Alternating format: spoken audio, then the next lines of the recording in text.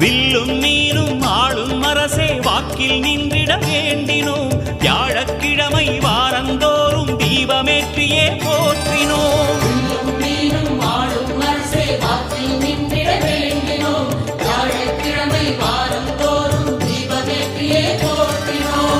பிரகஸ்பதியே சுரநிதியே ஜாதகமெங்கிலும் சாதகமாகிட வேணும் குருதேவா.